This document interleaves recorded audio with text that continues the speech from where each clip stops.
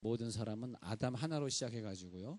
그다음에 아담에서 이렇게 분산이 돼요. 아담의 갈빗대에서 한 사람이 더 생기고, 그다음에 그 사람들을 통해서 아담의 배에 숨어 있던 그 많은 유전 정보를 타고 또 나오고 해가지고 거슬러 올라가면 우리는 전부 아담 한 사람에게서 나온 사람들입니다. 예. 왜냐하니까 하나님은 이 세상을 창조하실 때 너희는 하나다. 오늘 성경에 보니까 하나라는 말이 많이 나옵니다. 그래서 우리는 그리스도 안에 있는 하나다 그렇게 말하고 있습니다. 그래서 우리는 육체로는 이방인인 것처럼 보이고 할례 받고 할례 안 받고의 차이처럼 보이지만 그게 아니라는 것입니다. 원래부터 우리는 하나였다. 한 세 사람을 지어 15절에 보니까 이 둘로 자기 안에서 한 세 사람을 지어, 이 한 세 사람이 아담이었는데 지금 우리가 이제 퍼졌잖아요. 그러면서 우리들이 어버이를 기억해야 되고 어버이에게 순종해야 되는 것은 순종함으로써 나는 어버이와 하나 되는 것이고, 부부가 화합해야 되는 것은 화합함으로써 그 부부가 하나 되는 것이고, 하나라는 깨달음이 딱 오는 순간에, 근데 사실 하나라는 깨달음은 언제 왔냐 하면 교회를 다니면서 온 건 아니고 교회를 다니다가 성령의 은혜를 받으니까 내 생각이 확 달라지더라고요.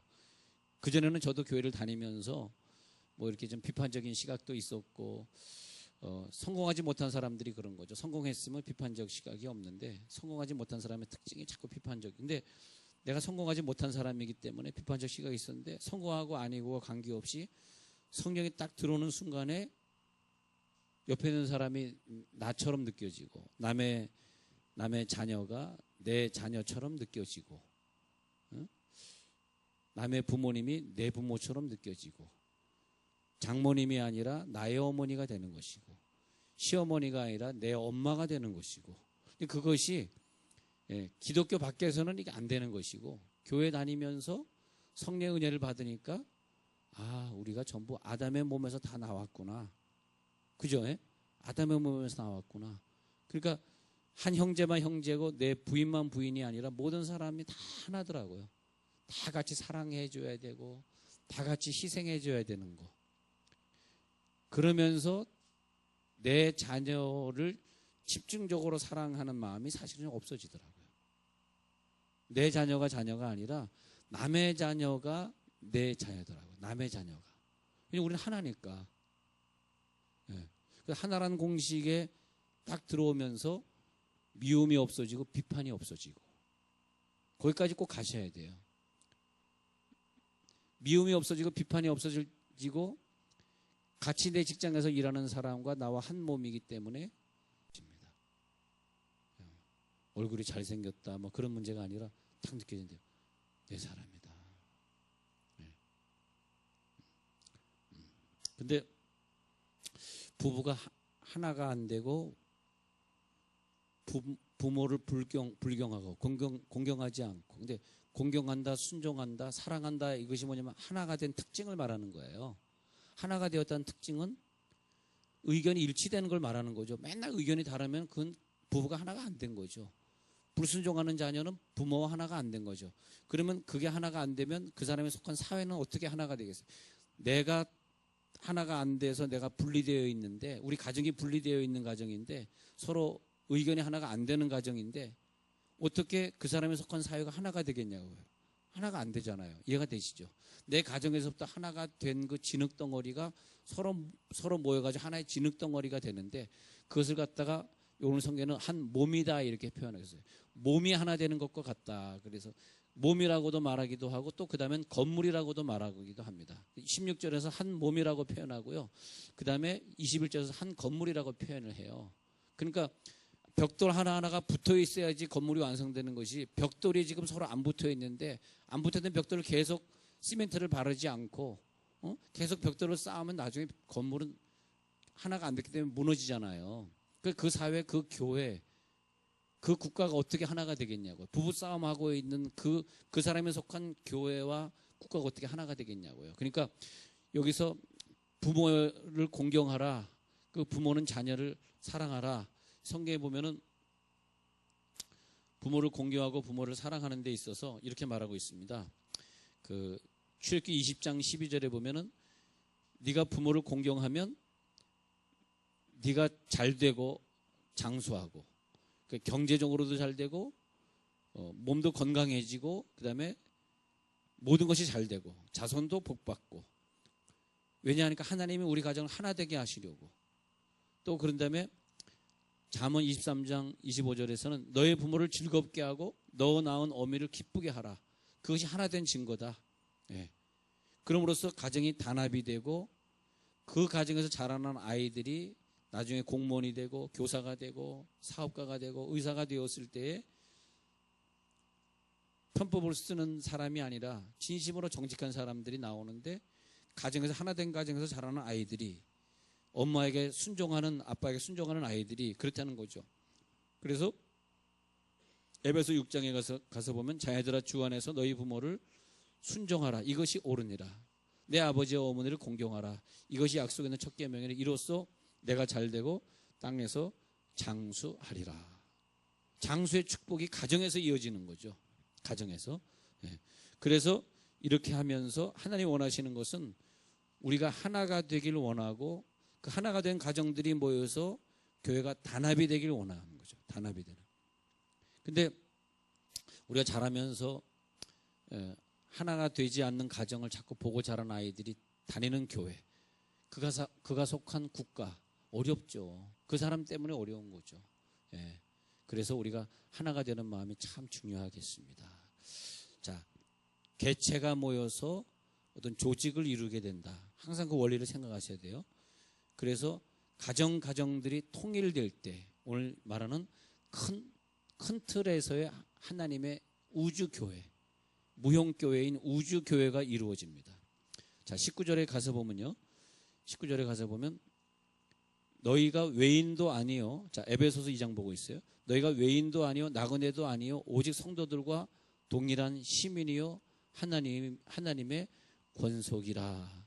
하나님의 권속이라가, 이 권속이 무슨 말이냐면은 가정이라, 가정의 식구다, 그런 뜻이에요. 그러니까 우리가 가정 안에서 먼저 하나가 되어 주셔야지 그 사람이 훌륭한, 나중에 자라서 그 아이들이 나중에 훌륭한 공무원이, 정직한 공무원이 된다는 거죠. 그러니까 우리가 그런 다음에 하나님의 큰 틀에서의 가족이 된다. 동일한 시민이 된다. 성도들아, 우리는 동일한 시민이다. 더 이상 예수 믿게 된다면 나그네가 아니다. 외인이 아니다. 그래서 우리들 그 터 위에 교회가 되었느니라. 베드로야, 너는 나를 누구라고 하느냐? 그리스도이시요 살아계신 하나님의 아들입니다. 하나님의 아들입니다. 그렇게 고백하잖아요. 우리가 다 하나님의, 예수님처럼 아들이 되어서 한 아버지인 하나님 밑에서 우리가 한 형제가 되었다. 이것이 영적으로 깨달아질 때, 제가 보기엔요, 이게 영적으로 깨달아질 때 참 효도가 나오리라고 생각해요. 아이고, 근데 그건 그렇고, 하여튼 그렇게 헤어졌는데, 하여튼 우리들의 마음에는 항상 효도가 중요해요. 효도하지 않는 자식이 국가에서 대통령을 제대로 모시겠어요? 그렇잖아요. 효도하는 자식 교회에서 목사님을 제대로 섬기겠어요? 믿을 수가 없는 거죠. 자기 집에서 효도를 잘해야지 교회에서 목사님도 섬기고 장로님도 섬기고 권사님도 섬기고 나라에 가서는 장관도 모시고 그러는 거 아니겠어요? 할렐루야. 그러면 또 잘 섬기려고 그러면 어떻게 해야 돼? 잘 섬기려면 좋은 부모가 돼야 잘 섬기지, 맨날 이상한 부모를 또 어떻게 섬기냐고. 그렇잖아요. 에? 그러니까 우리가 좋은 부모가 되는 것도 중요한 거다 이거죠. 그래서 우리는 하나다. 근데 좋은 자녀가 된다, 좋은 부모가 된다, 좋은 아내 남편이 된다, 이게 인간적으로 안 되더라고. 이게 돈 문제 걸리지 뭐. 근데 이게 언제 되냐? 은혜를 받아요. 은혜를 받으면, 지금의 우리 형님이 은혜를 많이 받았습니다만 그 젊을 때는 은혜를 못 받았어요. 은혜를 못 받으니까 자꾸 부닥치더라고, 부모하고. 근데 은혜를 받은 자녀들은 참 부모에게 잘해. 예. 우리 식구들도 보면 은혜를 받은 자녀가 부모에게 그렇게 무슨 뭐 효도 학교를 다는 것도 아닌데 성경에 얼마나 많은 그런 얘기들이 나옵니까? 예. 자, 그래서 우리는 이제는 외인도 아니고 이방 사람도 아니고 우리는 다 한 가족이 되었다. 그렇게 말하고 있습니다. 그래서 전체적인 교회, 우주적인 교회를 생각할 때 우리는 가정이 얼마나 단합이 되어야 되고 얼마나 사랑이 되어야 되느냐, 거기에서 효도가 출발해야 된다는 거죠. 전체적인 우주 그림을 못 그리는 사람이 효도를 한다? 난 그것도 미국식으로 얘기하면 크레딧을 줄 수가 없다. 미국에서는 이제 그런 표현을 쓰네. 난 그 사람의 크레딧을 줄 수가 없어요. 왜냐하니까 전체 교회를 모르는, 아니 불신자가 효도한다? 난 그 사람에게 신용을 줄 수 없습니다. 근데 크레딧을 줄 수가 없는 게, 아니 어떻게 하나님의 교회를 모르고 효도를 할 수 있어? 그건 자기, 아마 부모님이 뭐 돈이 많거나 어떤 인간적인 어떤 효도죠. 자기가 어떤 본능적인 효도이지, 교회를 이해하지 않고서 효도는 안 된다. 하나님의 교회가 있기 때문에, 그래서 우리 부모님은 어떻게든 천국으로 보내드려야 되는 것이고, 저 천국에서 우리는 부모님과 영원히 살 것이기 때문에 다 같이 그 반열에 들어가야 되는 것이다. 거기에 효도가 존재하는 것이라고 보는 거죠. 네. 하나님은 수많은 인종들을 만드셨어요.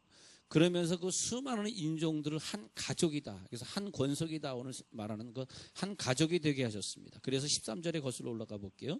13절에 이제는 전에 멀리 있던 너희가 그리스도 예수 안에서 그리스도의 피로 가까워졌느니라. 그러니까 예수의 피를 이해하지 못하고 어떻게 이웃을 사랑해 줍니까? 예수의 피를 이해하지 못하고 어떻게 내가 그 사람들을 우리들이 도와줄 수 있습니까? 네. 어떻게 예수의 피를 이해하지 못하고, 예수의 피 때문에 부모와 가까워지고 부부가 가까워지고 자식과 가까워지고, 핵가족이라고 하는 건, 핵가족의 의미는 이런 것입니다.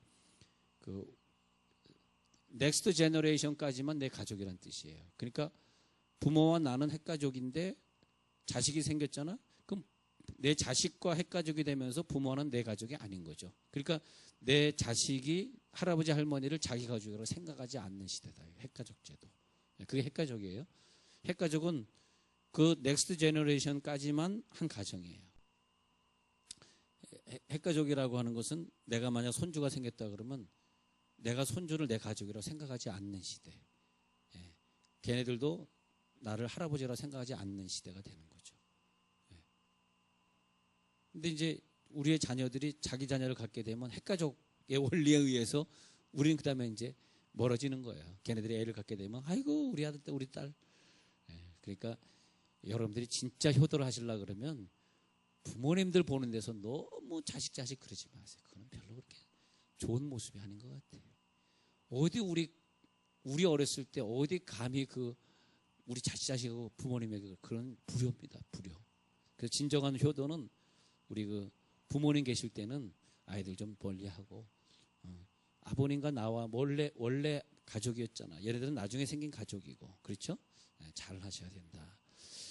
그리고 또 시골에 이렇게 찾아가실 때는 꼭 빈손으로 가지 마시고 늘 부모님을 위해 뭔가 싸가시고 또 용돈도 많이 드리시고, 그러면서 우리가 효도를 잘하면 장수의 축복을 받으니까, 돈으로 계산하면 우리가 어버이날에 부모님을 찾아가서 효도를 한번 하고 오면 또 시골교회 가서 시골교회 가서 헌금도 좀 하고 오고, 또 주일날 빠졌지만은 또 거기서 예배 드리실 거 아니야. 그러고 오면 하나님이 복을 주시는데, 네가 그 부모님 다니는 시골교회 목사님 섬기고 오고 그 부모님 잘 섬기고 왔으니까 하나님이 1년을 생명을 연장시켰어요. 1년. 자, 골로새 1장 19절에서 말씀하시기를 아버지께서는 모든 충만으로 예수 안에 거하게 하시고 그의 십자가의 피로 화평을 이루사 만물 곧 땅에 있는 것들이나 하늘에 있는 것들이 주님으로 말미암아 화목해 되기를 기뻐하심이라. 그래서 화목이란 단어를 써요. 이 화목이 끈끈하게 하나가 되는 것이거든요. 여러분 하나가 되는 걸 기억하시기 바랍니다. 그래서 오늘 13절에, 자, 에베소 2장 13절에 그리스도 예수 안에서 그리스도의 피로 가까워졌느니라. 로마서 8장 15절에서는 우리는 무서워하는 종의 영을 받지 않고 양자의 영을 받았으니 아바 아버지라 부르짖느니라. 이렇게 기도하면 우리 아들도 옆에서 아버지, 나도 아버지 이렇게 부른단 말이에요. 그게 뭐냐니까 얘 아버지가 난데 또 아버지가 어디 있어. 근데 우리의 전체 아버지는 한 아버지라는 거죠. 한 아버지. 그것이 효도의 원리를 깨닫는 것입니다. 우리의 아버지는 하나님 아버지. 우리가 하나님 아버지를 섬기고 사랑하기 때문에 내 아버지를 하나님처럼 모시는 거죠. 할렐루야. 내 부모님을 영적인 아버지처럼 모실 수 있는 사람, 그래서 우리를 한 가정으로 묶어주셨구나. 신앙생활 잘하도록 묶어주셨구나. 그래서 로마서 8장 16절에서는 성령이 친히 우리 영으로 더불어 우리가 하나님을 아빠 아버지라 부르짖느니라. 아빠 아버지라 부르짖느니라. 거기서 효도 관계가 성립이 되는 거죠. 하나님, 우리의 효도 대상 하나님 아버지. 그럼으로써 우리 할아버지도 아버지라 부르고 우리 아버지도 아버지라, 나도 아버지라 부르는 그 안에서 우리가 한 후사가 되었느니라. 가족 안에서 한 기업이 이루어졌느니라. 그렇게 말하고 있는 것입니다. 그래서 누가 내 아버지입니까? 누가 내 형제입니까? 하나님의 뜻대로 행하는 자가 내 형제요 자매다. 누가 내 모친이냐? 하나님 뜻대로 행하는 자가 내 어머니다. 하면서 새로운 가족 제도를 만들으셨기 때문에 내 가정에서 충성 잘하는 사람, 효도 잘하는 사람이 교회 와서도 충성 잘할 수밖에 없어요. 만약에 여러분들이 죄송하지만 교회에서 막 충성 안 하고 이렇게 막 뺀질뺀질 그러는 분이 여기 계시다면 죄송하지만 그분은 효도 잘 안 하셨을 것 같아요. 맞죠? 맞지? 우리가 효도 잘하는 사람은 교회 와서도 안 그러겠어. 내 생각에 우리가 은혜를 받기 전에도요. 은혜 받기 전에도 교회 오면은 그렇게 잘하고 싶어. 그잖아요.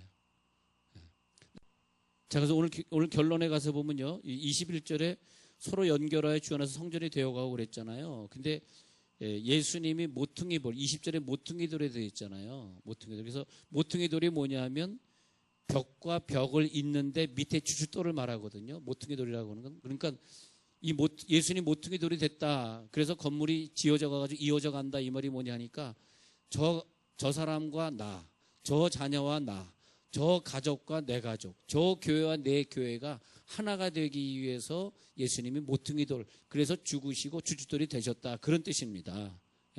그래서 21절에서 건물마다 서로 연결해요. 건물이 뭡니까? 너와 나가 건물이고, 그리고 저 교회와 내 교회가 건물이고, 저 가족과 내 가족이 건물되어, 효도만 잘하는 것이 아니라 효도를 잘하는 사람은 왜 내가 교회에 충성해야 되는지, 왜 내가 저 사람의 자녀를 내가 돌봐야 되는지, 왜 저 부모를 내 부모처럼 섬겨야 되는지, 시부모가 아니라 내 부모보다 더 존경받아야 될 부모가 되는지를 어버이날은 그거 좀 회개해야 되겠다. 진짜 친정에 가면 막 일주일씩 자고 오고, 시댁에 가면 밥만 먹고 나오고, 그러니까 야 진짜 그 상처받게 해서